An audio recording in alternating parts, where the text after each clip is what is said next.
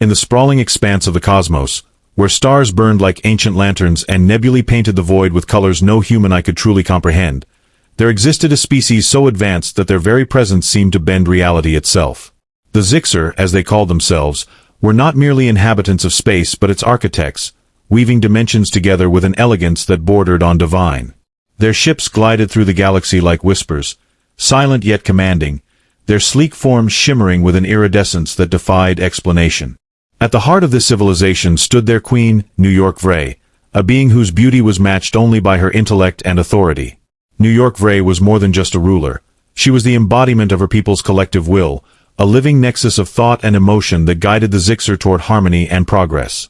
Her voice carried weight across star systems, her decisions shaping destinies light years away. She commanded respect not through fear but through sheer presence. Her elongated frame draped in flowing robes that seemed alive with shifting patterns, her eyes glowing faintly with an inner luminescence that hinted at powers beyond mortal comprehension. To meet her gaze was to feel both insignificant and profoundly understood, as though every secret you ever kept had been laid bare before her without uttering a word. The zixer thrived on order, precision, and an unyielding pursuit of knowledge. They saw themselves as stewards of existence, tasked with maintaining balance within the universe's intricate web of life. Yet, for all their sophistication, they harbored little patience for those who disrupted their carefully constructed equilibrium. Humanity, in particular, had long intrigued them, a curious race teetering between brilliance and chaos, capable of creating wonders while simultaneously courting destruction. Though the two civilizations had crossed paths only briefly over centuries, the encounters were often fraught with misunderstanding. Humans, with their brashness and penchant for humor, sometimes failed to grasp the gravity of interacting with beings so far removed from their own experience. It was during one such encounter that fate conspired to bring these disparate worlds into collision once again. A routine exploration mission led by Commander Elias Drake found his vessel, the Solstice, adrift near the edge of a pulsar field after a catastrophic engine malfunction. What should have been a simple repair turned dire when gravitational anomalies pulled them closer to the deadly radiation spewing from the collapsed star. Desperate and running out of options, Elias activated the ship's distress beacon, a signal designed to reach any nearby vessels, regardless of origin. He didn't expect it to attract attention from the zixer flagship, the Ecliptica, which materialized silently beside them mere moments later. When the boarding party arrived, clad in armor that shimmered like liquid metal, Elias greeted them with cautious optimism.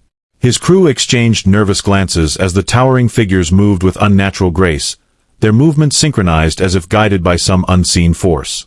Among them was New York Vray herself, flanked by her most trusted advisors. Her arrival sent ripples of unease through the humans, though none dared show it openly. As protocol dictated, Elias extended a hand in greeting, attempting to bridge the gap between their vastly different cultures. "We are grateful for your assistance," he said, his tone measured but sincere. "Your timing couldn't have been better." But gratitude quickly gave way to tension when Lieutenant Maravas, known aboard the Solstice for her sharp wit and quick thinking, made what would prove to be a grave miscalculation. Observing the regal demeanor of the alien queen and the almost ceremonial precision of her entourage, Mara quipped under her breath, loud enough for New York Vray to hear, "Looks like someone's compensating for something." It was meant as a harmless jest, a way to lighten the mood among her fellow crewmates. But the words landed with devastating clarity, slicing through the fragile atmosphere like a blade. New York Vray froze mid-step, her luminous eyes narrowing imperceptibly as she processed the insult. For a moment, silence reigned, heavy and suffocating, as the full weight of what had transpired settled over everyone present. Then, with deliberate slowness, the Queen raised a hand, her fingers curling into a gesture that seemed to ripple outward, distorting the air around her. The room grew colder, the lights dimming slightly as though even the artificial environment recoiled from her displeasure. When she finally spoke, her voice resonated with a power that transcended language, bypassing ears to echo directly within the minds of those who heard it. "You dare mock me," she intoned, each syllable dripping with barely contained fury. "Do you understand the consequences of your insolence?" Mara paled, realizing too late the enormity of her mistake. Around her, the rest of the crew stiffened, instinctively stepping back as if trying to distance themselves from the impending storm. Elias stepped forward, raising his hands placatingly. "Your Majesty, please forgive her. It was unintended. We mean no disrespect." But New York Ray's gaze remained fixed on Mara, her expression unreadable yet undeniably dangerous. Without another word, she turned on her heel and strode back toward her shuttle, her retinue following in perfect formation. Before departing, however, she issued a single command that sent shivers down the spines of everyone aboard the Solstice. Prepare yourselves. Justice will be served. As the Zixer flagship vanished into the depths of space, leaving the crippled Solstice behind, a profound sense of dread settled over the human crew. None of them doubted that New York Ray's promise carried weight, and that whatever punishment she deemed fit would be swift, merciless, and unlike anything they could imagine. The hours that followed were a blur of frantic activity aboard the Solstice. With the immediate threat of the pulsar field neutralized thanks to the Zixer intervention, the crew scrambled to assess their situation and prepare for whatever might come next. Engineers worked tirelessly to restore critical systems, while others monitored communications channels for any sign of the alien fleet's return. Despite their efforts, an oppressive pall hung over the ship, thick with anxiety and regret. Conversations were hushed, punctuated by furtive glances toward Lieutenant Voss, who had retreated to her quarters, visibly shaken by the gravity of her actions. Commander Drake convened an emergency meeting in the briefing room, gathering his senior officers to strategize. The wall screen displayed a holographic map of nearby star systems, though its utility felt hollow against the looming specter of New York Ray's wrath. "We need to think clearly," Elias began, pacing the length of the table.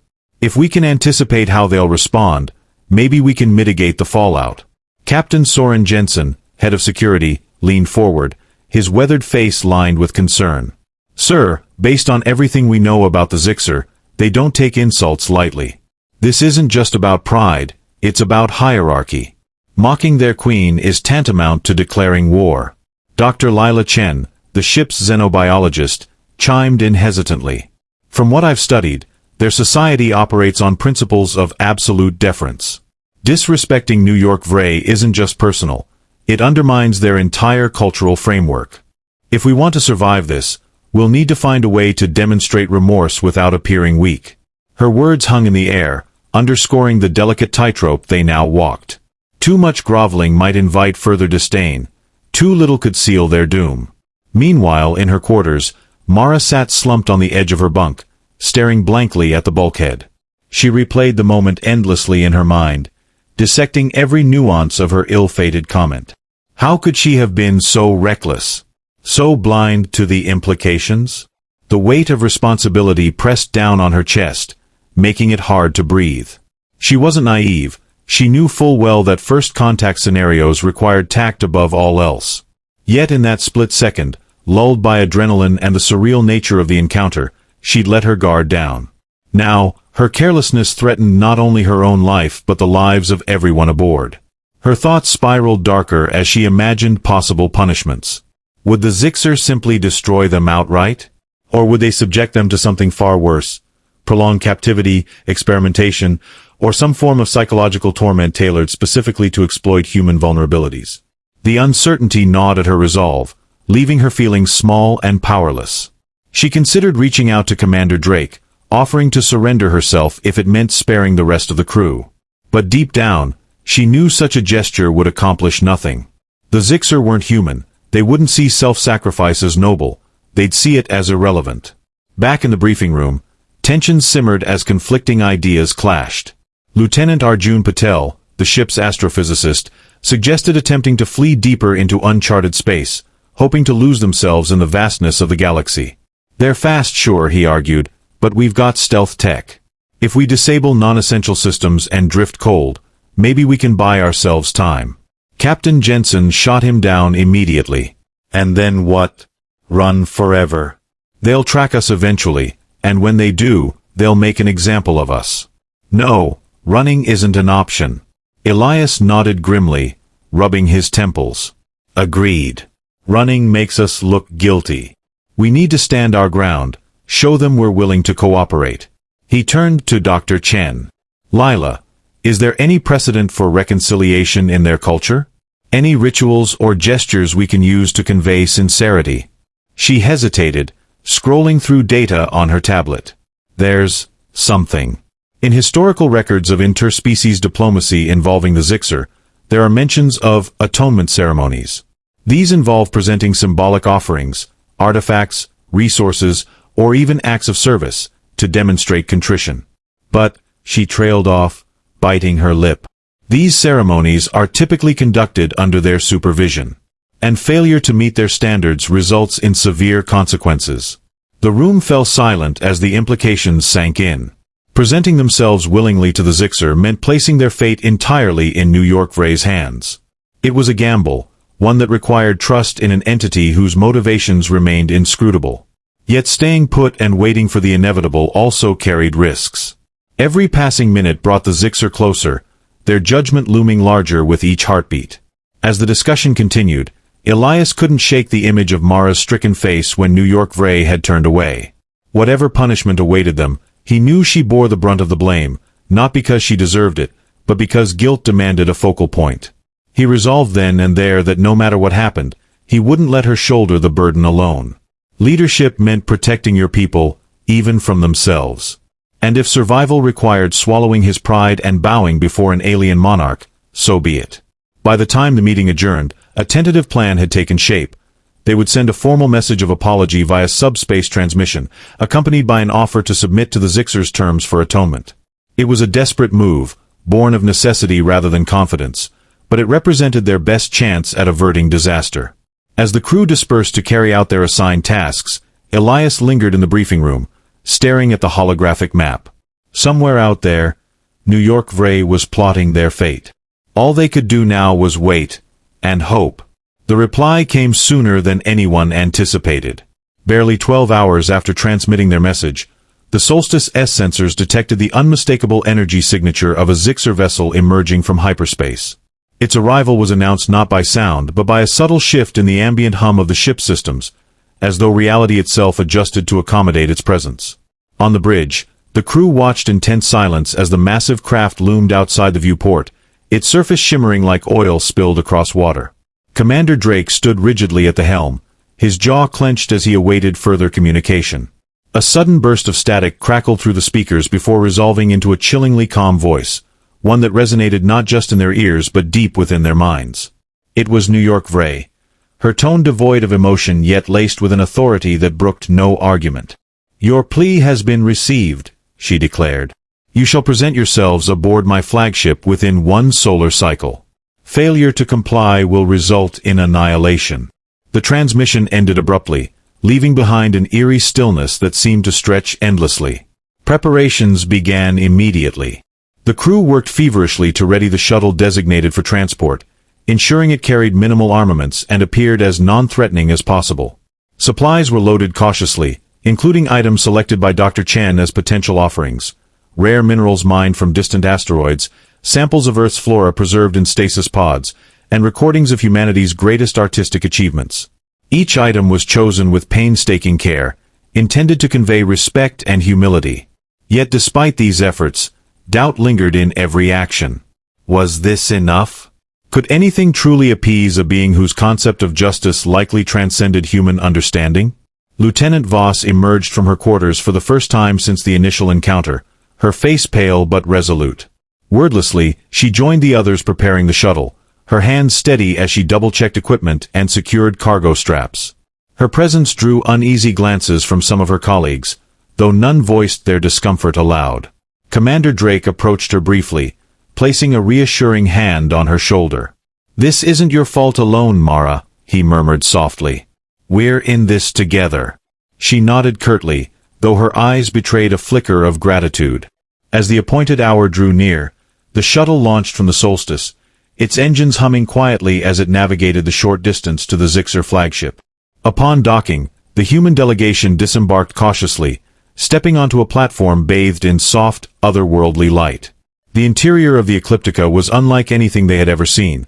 Walls that seemed to pulse gently, as if alive, and corridors that shifted subtly underfoot, guiding them forward without clear direction. The air carried a faint metallic tang, tinged with an aroma that was neither pleasant nor unpleasant but undeniably alien. They were met by a contingent of zixer warriors, their armor gleaming ominously in the dim illumination. Without speaking, the aliens gestured for the humans to follow, leading them deeper into the labyrinthine structure. Every step felt heavier than the last, the oppressive atmosphere weighing down on their shoulders. Lieutenant Patel glanced nervously at the walls, half expecting them to close in at any moment. Dr. Chen clutched her datapad tightly, whispering reassurances to herself under her breath. Even Captain Jensen, usually stoic in the face of danger, looked unnerved. At last, they reached a vast chamber dominated by a dais upon which New York Vray awaited them. Her presence filled the room, radiating an aura of power that made it difficult to meet her gaze directly. Behind her stood several advisors, their forms slightly less imposing but no less intimidating. The delegation halted a respectful distance away, bowing deeply in unison as instructed by Dr. Chen's research. Silence stretched taut as New York Vray surveyed them, her luminous eyes lingering on each face before finally settling on Lieutenant Voss. "You have come," the Queen stated, her voice reverberating through the chamber. "But submission alone does not absolve you." She raised a hand, and instantly, the floor beneath the humans shimmered, transforming into a reflective surface that mirrored their images perfectly. "Behold yourselves," she commanded. "See the flaws that brought you here." The reflection wavered, distorting until it no longer showed their physical forms but instead depicted scenes from their past, their triumphs, failures, fears, and desires. For Mara, the vision was particularly harrowing. Flashes of laughter shared with friends juxtaposed against moments of insecurity, her quip to New York Vray replayed over and over alongside memories of childhood mistakes she thought long forgotten. Tears welled in her eyes as she realized the depth of scrutiny to which they were being subjected. Around her, the others reacted similarly, some gasping, others trembling, as the truth of their vulnerabilities laid bare before the alien queen. When the visions faded, New York Vray descended from the dais, her movements fluid and deliberate. She stopped mere inches from Lieutenant Voss, tilting her head slightly as though studying a specimen.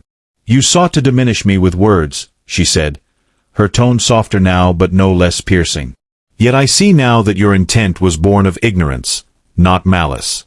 Still, ignorance cannot go unpunished." With that, she extended a slender hand, touching Mara's forehead lightly. A surge of energy coursed through the lieutenant, causing her to stagger backward. Pain flared briefly before subsiding, replaced by a strange sensation, as though threads of memory and emotion had been rewoven inside her mind. When she regained her footing, she found herself unable to speak, her thoughts jumbled and disjointed. Panic surged within her until New York Vray spoke again. "Fear not. You remain intact. Only altered." Before anyone could react, the Queen addressed the rest of the delegation. "Each of you carries burdens unseen. To atone, you must confront them, not as individuals, but as a collective. Together, you will endure trials designed to test your unity and resilience. Should you succeed, forgiveness may yet be yours. Fail," she let the sentence trail off, the implication hanging heavily in the air. Without further explanation, the Zixer warriors ushered the humans into another chamber, this one darker and colder than the last. Inside, they discovered a series of challenges awaiting them. Puzzles that required cooperation, obstacles that demanded trust, and environments that forced them to rely on one another for survival. As the trials commenced, it became clear that New York Vray's punishment was not merely punitive but transformative, pushing them to confront not only their individual weaknesses but the fractures within their group dynamic. Hours turned into days, or perhaps longer. Time lost meaning in the alien construct. Exhaustion weighed heavily on the crew, yet they pressed on, driven by the knowledge that failure meant death, for themselves and possibly for humanity as a whole. Through it all, Lieutenant Voss remained at the center of their efforts, her altered state granting her insights that proved invaluable. Slowly, painfully, they began to forge a bond stronger than any they had known before, united by the shared ordeal imposed upon them by the unforgiving Queen. And yet, even as they persevered, questions lingered unanswered. What did New York Vray truly seek to achieve through these trials? Was this punishment meant solely to humble them, or did it serve a greater purpose, one tied to the enigmatic goals of the Zixer themselves? The answers remained elusive, hidden behind layers of mystery that seemed destined to unravel only when the final trial was complete. Deep within the confines of the ecliptica, amidst the relentless progression of trials, an unexpected revelation began to emerge. As the human crew grappled with increasingly complex challenges, they discovered fragments of information embedded within the puzzles themselves. Cryptic symbols, fleeting glimpses of alien landscapes, and echoes of conversations spoken in languages older than stars. These elements, seemingly incidental at first, gradually coalesced into a narrative thread that hinted at a deeper connection between humanity and the zixer. Dr. Lila Chen, ever the meticulous observer, was the first to notice the pattern. During a particularly arduous trial involving a maze-like structure that shifted unpredictably, she paused to examine a series of glyphs etched into one of the walls. The markings bore a striking resemblance to ancient Terran hieroglyphs unearthed from archaeological sites predating recorded history. Her pulse quickened as she cross-referenced the symbols with her database, finding correlations that defied coincidence. "This isn't random," she whispered to herself, tracing the lines with trembling fingers. "They're communicating something deliberately." Her discovery sparked a chain reaction among the crew. Lieutenant Patel, whose expertise lay in deciphering cosmic phenomena, joined forces with Dr. Chen to analyze the recurring motifs. Together, they pieced together fragments of what appeared to be a fragmented chronicle, a story spanning millennia, detailing interactions between early human civilizations and extraterrestrial entities. The implications were staggering. According to the narrative, humanity's evolutionary leaps, the sudden emergence of agriculture, architecture, and written language, had not been solely the product of natural progression but rather the result of subtle guidance from advanced beings. Beings who bore an uncanny resemblance to the zixer. The realization struck them like a thunderclap. Could it be that the zixer were not merely distant observers of human development but active participants in shaping their destiny? If true, this revelation reframed their current predicament entirely. What if New York Vray's harsh judgment stemmed not from arrogance or cruelty but from a profound sense of betrayal?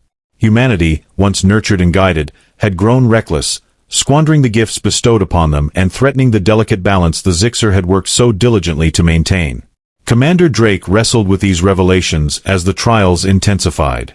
Each new challenge forced him to confront not only his leadership abilities but also his assumptions about humanity's place in the cosmos. He found himself questioning whether their species truly deserved redemption, or if their repeated failures warranted the severest consequences. Yet even as doubt gnawed at him, he couldn't ignore the growing camaraderie among his crew. The shared struggle had forged bonds stronger than any he'd witnessed before, revealing depths of courage and ingenuity that gave him hope. For Lieutenant Voss, the transformation wrought by New York Vray's touch continued to manifest in unexpected ways. While initially disorienting, the alteration to her mind granted her heightened perception, allowing her to intuit solutions to problems that baffled others. More importantly, it instilled in her a profound empathy, enabling her to sense the emotional undercurrents driving her teammates. This newfound awareness proved invaluable during moments of crisis, as she became the linchpin holding the group together. Yet with each success, she felt an increasing sense of detachment, as though part of her identity had been subsumed by the alien influence. It was a price she accepted willingly, knowing that their survival depended on her ability to adapt. As the trials neared their culmination, the stakes grew exponentially higher. The final challenge presented itself as a colossal arena suspended within a void, its boundaries defined by swirling vortexes of energy.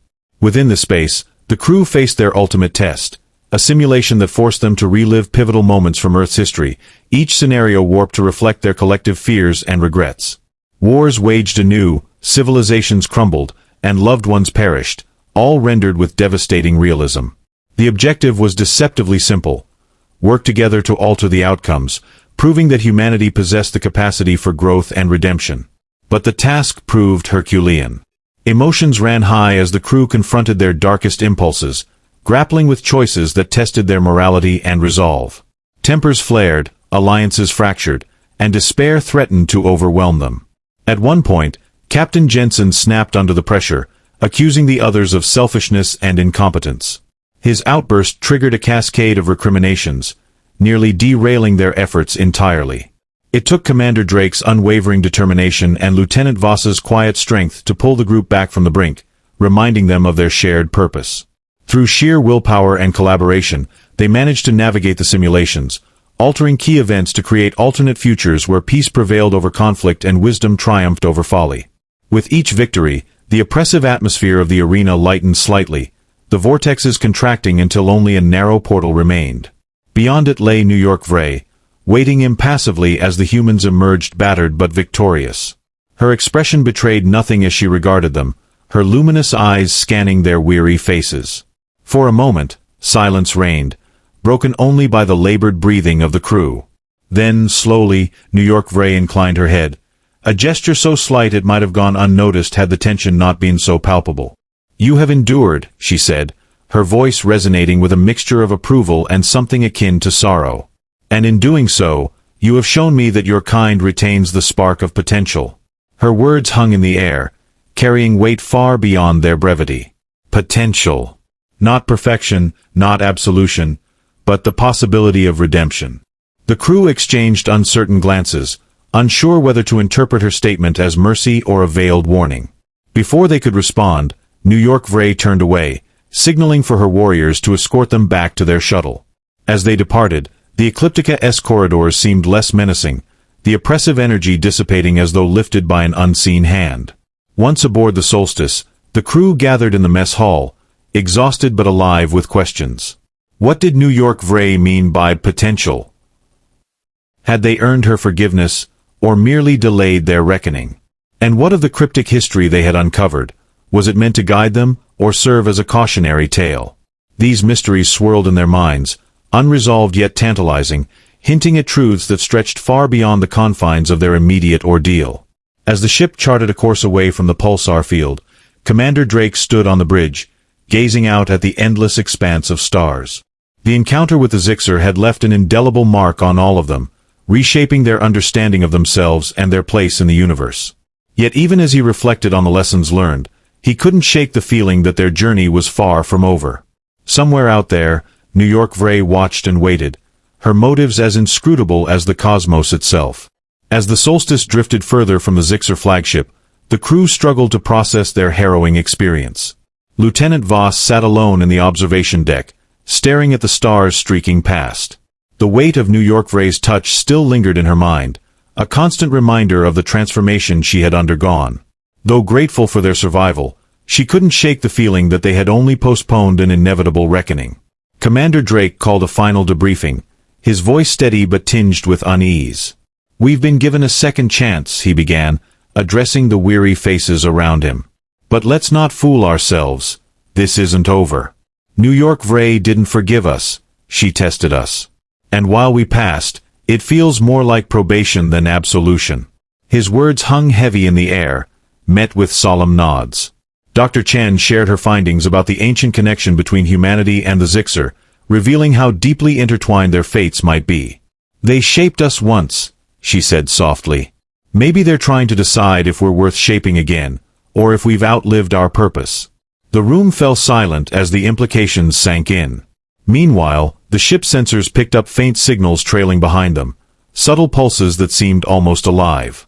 Patel analyzed the data, his brow furrowed. "It's the Zixer," he murmured. "They're monitoring us, watching every move we make." The realization sent a chill through the crew. They weren't free, they were being judged, even now. Days turned into weeks as the Solstice limped toward Earth, its systems patched together but far from stable. Along the way, the crew worked tirelessly to document everything they had learned, knowing their report would change humanity's understanding of itself forever. Yet doubts gnawed at them. Would Earth's leaders heed their warnings, or dismiss their story as fiction? Finally, the blue-green orb of their home planet came into view, a beacon of familiarity after so much strangeness. As they prepared to land, Commander Drake gathered his team one last time. "Whatever happens next, remember this. We faced something greater than ourselves and survived. But survival isn't enough. If we want to prove ourselves, to them and to each other, we need to grow."